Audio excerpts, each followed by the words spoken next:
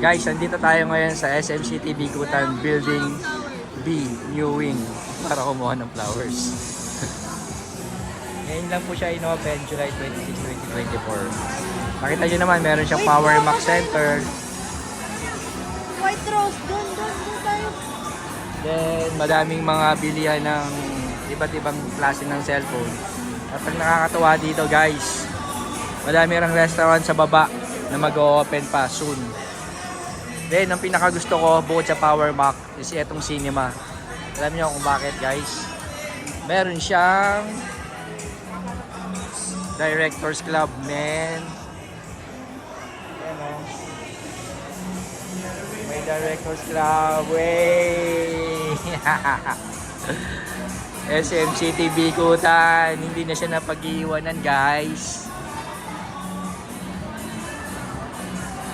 May level up na si SM City Bikutan. Meron na ring yaw-yaw.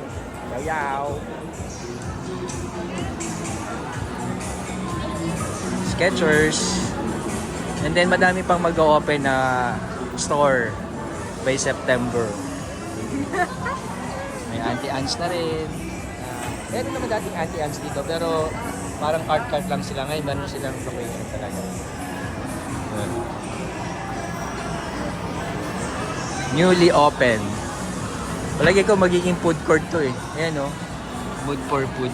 Itong place na to. Pero under ano pa siya, construction. Yan. Meron pang baba. Hindi pa namin napuntahan yung baba. Medyo malaki rin yung new wing. Dito. Ito pa yung opening?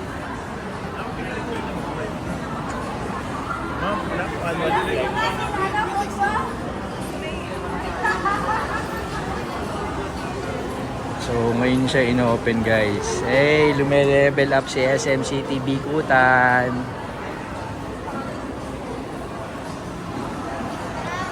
Your next door getaway. Hey. Thank you for watching. Ciao. Ciao guys. Daming pa mag-o-open na bago. Ciao, ciao.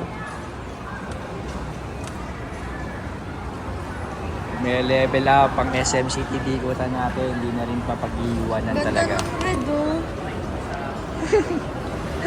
Daming fresh flower eh. Pwede namang kunin eh. Kaya yan, pinagkukuha nila.